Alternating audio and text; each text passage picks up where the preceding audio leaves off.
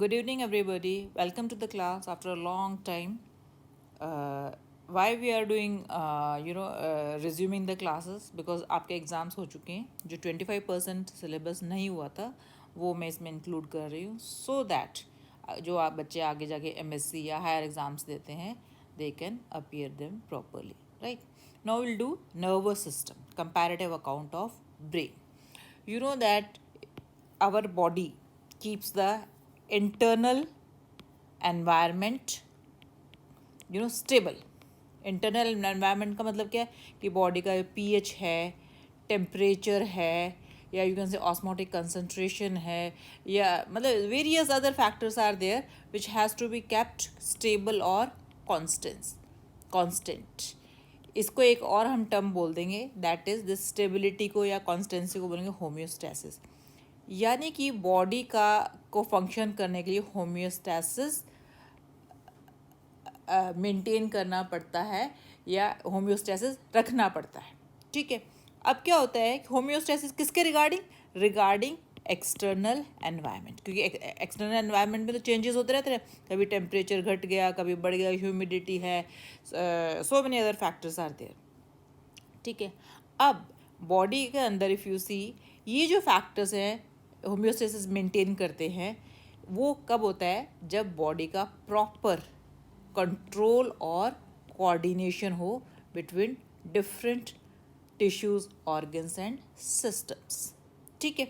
अब होता क्या है कि सपोज एक्सटर्नल एनवायरनमेंट में कोई चेंज हुआ तो जो केवल बॉडी सरफेस पर जो सेल्स हैं वही एक्सपोज होते हैं ना, जबकि अंदर एक बहुत बड़ा पोर्शन है सेल्स का. ठीक है. तो वो चेंजेस जो हैं वो स्टिमुलाई यू कैन से सरफेस से अंदर बॉडी तक आने चाहिए ना, और आने के बाद सारे सेल्स सारे सिस्टम्स इस तरह से एक्टिवेट हों कि कंट्रोल और कोऑर्डिनेशन की मदद से होम्योस्टैसिस बना रहे. ठीक है. अब क्या होता है कि ये जो एक्सचेंज ऑफ इंफॉर्मेशन है between external environment and internal environment, if you see, that is carried out by three systems, or you can say there are three control system. First one is nervous system, जो कि हम काफ़ी detail में पढ़ेंगे. Nervous system if you see it basically consist of made up of neuron और nervous sales. और neurons क्या करते हैं, न्यूरॉन्स जो है वो क्विकली एक तरह से यू कैन से कि इलेक्ट्रिकल सिग्नल जनरेट करते हैं जिनको हम कहते हैं नर्व इम्पल्स. और ये नर्व इम्पल्स जो है they travel very quickly from one place to another place. So nervous system is you can say one of the quickest system which travels from you can say external environment to internal or internal to external quickly within a short span of time. Another controlling system is endocrine system. Endocrine system it consist of glands, और वो जो glands हैं endocrine glands क्या secrete करती हैं, hormone chemical release करती हैं which we call as hormone, जो कि ब्लड में रिलीज़ किया जाता है. ठीक है ना. और ये ब्लड में रिलीज़ होके अपने सर्कुलेशन के टाइम टारगेट और ऑर्गन तक पहुंच जाता है. पर ये सिस्टम जो है comparatively you can say slow है.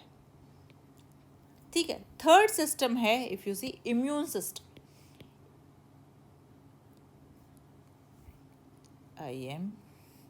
once again immune system if you see what does it consist of, it protects the body from you can say foreign materials. Body के अंदर कोई भी फॉरेन मटेरियल आ जाता है तो इम्यून सिस्टम क्या करता है उसके अगेंस्ट एंटीबॉडीज़ बनाता है और उसको बाहर या यू कैन से उस फॉरेन एजेंट को इनइफेक्टिव करके रिमूव कर देता है. राइट. तो इस जो तीन कंट्रोल सिस्टम्स हमने किए उनमें हमारे जो हम डिटेल में स्टडी करेंगे वो है nervous system. Correct. Now we take nervous system. जैसा कि हमने पहले भी बता दिया, नर्वस सिस्टम जो है बेसिकली इसकी जो यूनिट क्या है, न्यूरॉन है. ठीक है. और न्यूरॉन की क्या ऐसी स्पेशलिटी है कि जो इसे यू कैन से ऐसी क्या क्वालिटीज़ हैं, प्रॉपर्टीज़ हैं जो कि इसे कंट्रोल एंड कोऑर्डिनेशन के काबिल बनाता है. ठीक है. अब क्या है कि ये जो नर्वस टिश्यू है जो कि न्यूरॉन से बना हुआ है, ये बेसिकली एक्टोडर्म, एम्ब्रियो के एक्टोडर्म से बना है, ठीक है। और ये जो न्यूरॉन है इसकी जो प्रॉपर्टी है वो ये एक तो है इरिटेबिलिटी। इरिटेबिलिटी का मतलब ये है कि ये बहुत जल्दी, जैसे ही कोई को स्टिमुलस दिया जाता है तो बहुत जल्दी अपना मेम्ब्रेन पोटेंशियल चेंज कर लेता है। मेम्ब्रेन पोटेंशियल का मतलब मेम्ब्रेन की जो परमिएबिलिटी है ना टू वेरियस आयंस, वो चेंज कर लेता है। और ये चेंज इन मेम्ब्रेन पोटेंशियल जो है वो बहुत क्विकली कंडक्ट करता है from one place to another place. यानी कि एक तो irritability, change in membrane potential, दूसरा क्या है, कंडक्टिविटी। तो ये जो दो फीचर्स हैं इरिटेबिलिटी और कंडक्टिविटी को, ये न्यूरॉन को एक तरह से परफेक्ट कंपोनेंट बनाते हैं नर्वस सिस्टम का for controlling and coordinating the different you can से body parts of the body, ठीक है। Now you know that this nervous system,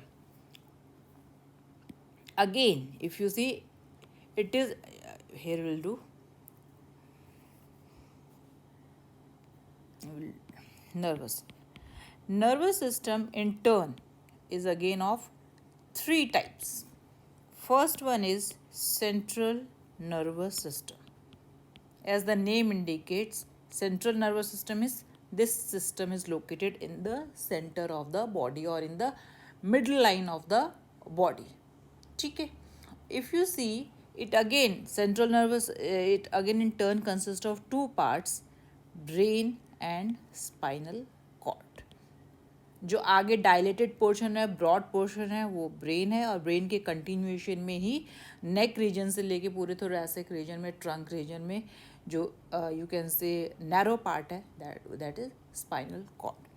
another is peripheral nervous system. No what does this means peripheral nervous system? इसका मतलब क्या है कि जो nervous system है, जो सेंट्रल नर्वस सिस्टम है, सपोज ये ब्रेन और ये you can say spinal cord है, इससे there are white thread like structures, जो कि हम उसको नर्व फाइबर्स भी बोलते हैं, right, which goes to where they go to sense organs and muscles. Sense organs और मसल्स तक जाते हैं, right. They go to sense organ muscles and they come back also from the same path. ये जो system है इसको हम बोलेंगे पेरिफेरल नर्वस सिस्टम, राइट, जो कि सेंस ऑर्गन और वॉलेंट्री मसल्स को कंट्रोल करता है. थर्ड है sympathetic nervous system. Sympathetic nervous system, if you see, not sympathetic, autonomous nervous system. Autonomous nervous system में क्या होता है कि हमारी बॉडी के अंदर तुम्हें पता है बहुत सारे विसरल ऑर्गन्स हैं, बहुत सारी यू कैन से स्मूथ मसल्स हैं, ठीक है. तो सेंट्रल नर्वस सिस्टम से विसरल ऑर्गन्स और स्मूथ मसल्स को जो नर्व फाइबर्स आते हैं वो ऑटोनॉमस नर्वस सिस्टम बनाते हैं.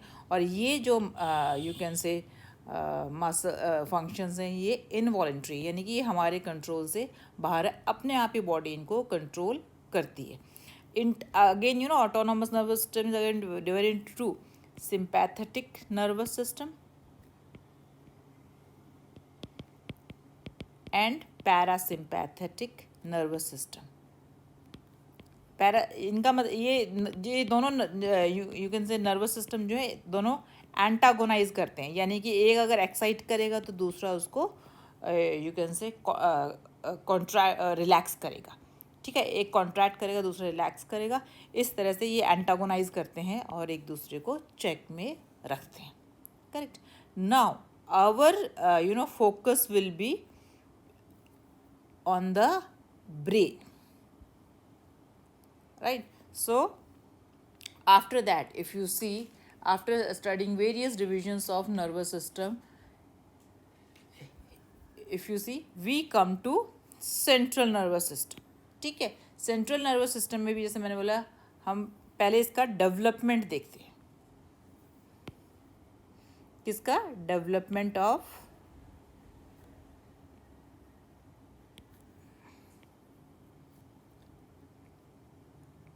Central nervous system, right. अगर जैसा कि अभी हमने बताया कि this nervous system it consist of neurons, ठीक है। इसके अलावा न्यूरॉन्स के अलावा एक नॉन न्यूरल टिश्यू भी होता है जिसको हम कहते हैं ब्रेन के अंदर न्यूरोग्लाया या न्यूरोग्लायल सेल्स। न्यूरोग्लायल सेल्स का काम क्या है कि ये न्यूरॉन्स को एक तरह से सर्टेन फूड सिंथेसाइज करते हैं, प्रोटीन सिंथेसाइज करते हैं, उसको नरिश करते हैं, यानी कि you can say feeding cells हैं या you can say nourishing cells हैं न्यूरोग्लायल सेल्स। दूसरा, न्यूरोग्लायल सेल्स एक तरह के मैक्रोफेजेस हैं, या यू कैन से कि ये जो सेल्स हैं न्यूरोग्लायल सेल्स, कोई अगर न्यूरॉन डेड हो जाता है, ठीक है, या कोई माइक्रो ऑर्गेनिज्म या कोई भी इस तरह का फॉरेन एजेंट आ जाता है, तो ये न्यूरोग्लायल सेल्स उसको क्लीन कर देते हैं, ठीक है। तो इस तरह जो है apart from neurons, neuroglial cells are also present in the nervous system which are you can say feeding cells or nourishing cells. Apart from that they are protective cells also of the brain, ठीक है। इसके अलावा एक तो neuroglial sales हो गए, दूसरे type of cells जो है नर्वस सिस्टम में प्रेजेंट होते हैं वो होते हैं एपेंडाइमल सेल्स। अब एपेंडाइमल सेल्स कैसे होते हैं? जो नर्वस सिस्टम में कैविटीज़ होती है ना, उन कैविटीज़ के अंदर there are certain epithelial cells जो कि सीलिएटेड है, इस तरह उनमें से सीलिया निकल कर आता है, प्रोट्रूड आउट होता है, और ये इस तरह के कैविटीज़ के सरफेस पर जो सेल्स सीलिएटेड सेल्स हैं उनको हम कहते हैं एपेंडाइमल सेल्स। और ये क्या कहते हैं, सीलिया की हेल्प से जो इसमें जो फ्लूइड प्रेजेंट होता है किसमें, कैविटीज़ में, उसको मूव करता है from one place to another. जैसे सेरिब्रोस्पाइनल फ्लूइड प्रेजेंट होता है ना इन कैविटीज़, वो इसकी हेल्प से मूव करता है, किसकी हेल्प से, एपेंडाइमल सेल्स की हेल्प से। और ये जो सेरिब्रोस्पाइनल फ्लूइड है ये आगे हम डिटेल में करेंगे how important it is for the nervous system, ठीक है। Okay, now we come to embryonic development of central nervous system. Embryonic development of central nervous system, ठीक है। आपको याद होगा कि जैसे इनिशियली जब भी कोई सेल इनिशियली जो है फर्टिलाइजेशन के बाद जाइगोट फॉर्म होता है, जाइगोट के बाद क्लीवेज होता है, एक रिवीजन कर बस है, क्लीवेज के बाद क्या है, ब्लास्टुला फॉर्म होता है, और ब्लास्टुला के बाद क्या होता है, गैस्ट्रुला फॉर्म होता है।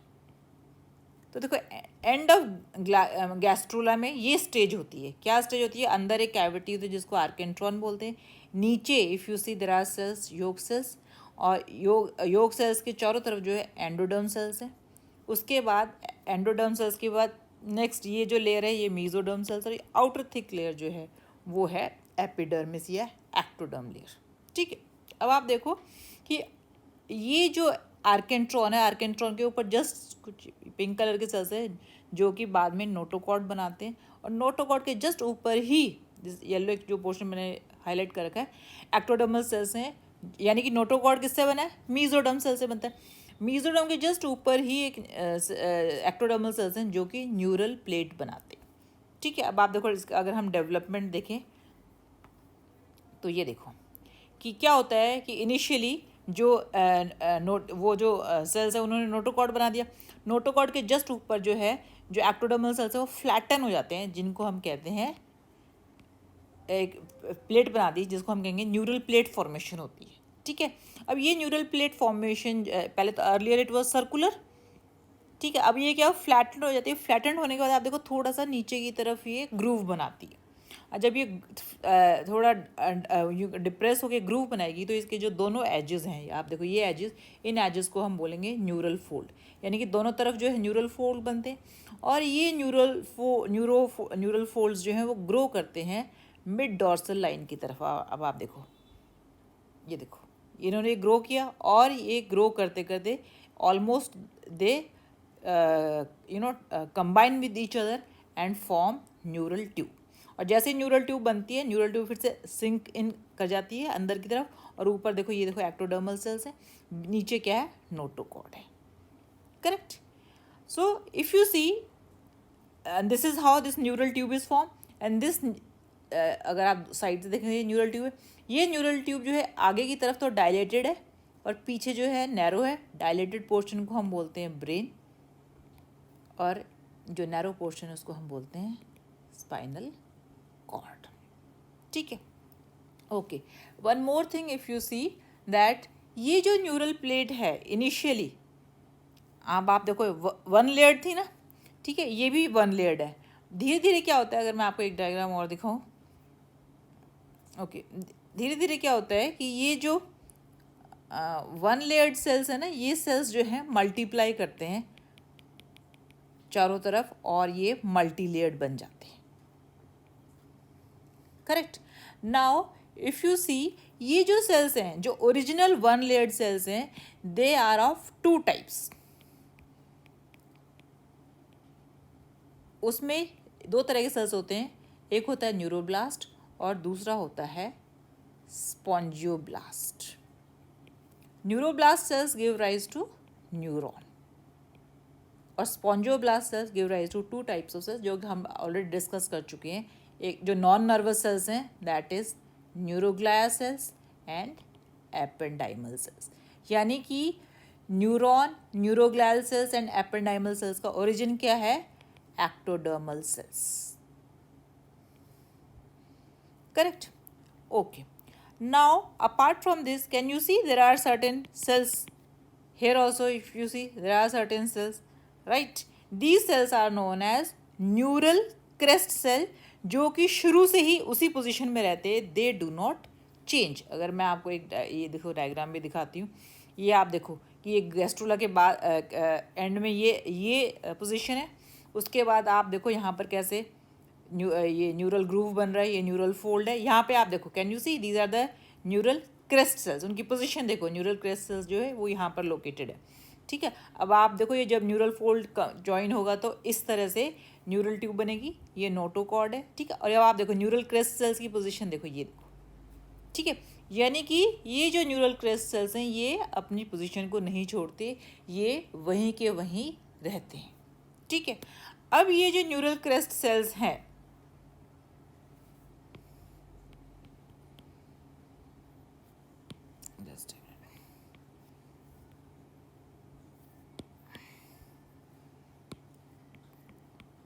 just a minute. Now these neural crest cells which are located from the beginning, ये क्या करते हैं कि ये जो है लेटर ऑन जो न्यूरल ट्यूब है ना, उसके चारों तरफ एक बैंड बनाते हैं इस तरह का। ठीक है, और धीरे धीरे जो है ये न्यूरल क्रेस्ट सेल्स दे स्टार्ट्स डिफ्रेंशिएटिंग, ये अलग अलग टाइप ऑफ सेल्स में डिफ्रेंशिएट करना शुरू कर देते हैं। ठीक है, जैसे कि न्यूरल क्रेस्ट सेल्स क्या बनाते हैं, एक तो बनाते हैं डॉर्सल रूट गैंग्लिया।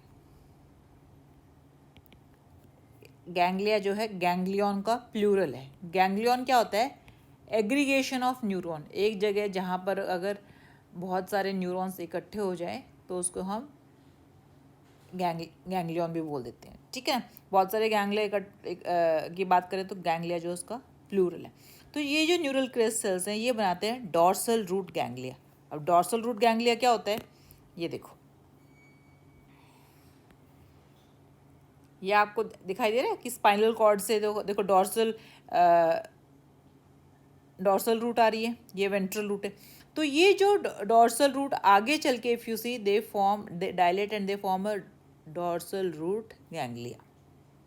ठीक है, अब तो मैं समझ में कि डॉर्सल रूट गैंग्लिया जो है, तो डॉर्सल रूट गैंग्लिया कौन बनाता है, डॉर्सल रूट गैंग्लिया जो है न्यूरल क्रेस्ट सेल्स बनाते हैं। ठीक है, इसके अलावा ये बनाते हैं क्रेनियल नर्व्स, यानी कि जो ब्रेन से नर्व निकल के आते हैं इनको क्रेनियल नर्व्स बोलते हैं, और जो स्पाइनल कॉर्ड से नर्व निकल कर आती है उसको हम बोलते हैं स्पाइनल नर्व्स। ठीक है, थर्ड टाइप ऑफ सेल जो कि न्यूरल क्रेस्ट सेल बनाते हैं, वो है certain skeletal elements of skull, यानी कि स्कल से रिलेटेड जितने भी कार्टिलेजेस हैं या बोन्स हैं वो सारे जो है न्यूरल क्रेस्ट सेल से बने हुए होते हैं। ठीक है, सो ये तो था, आज मैंने तुम्हें जस्ट एक इंट्रोडक्शन दिया था और I just told you how formation of you can say brain embryological development of brain has occurred, और you can say central nervous system की फॉर्मेशन कैसे शुरू हुई। नेक्स्ट क्लास ऑनवर्ड से हम जो है पहले तो ब्रेन का बेसिक स्ट्रक्चर देखेंगे और फिर इसका कंपैरेटिव अकाउंट देखेंगे। Correct? I hope it is clear to you. Thank you very much.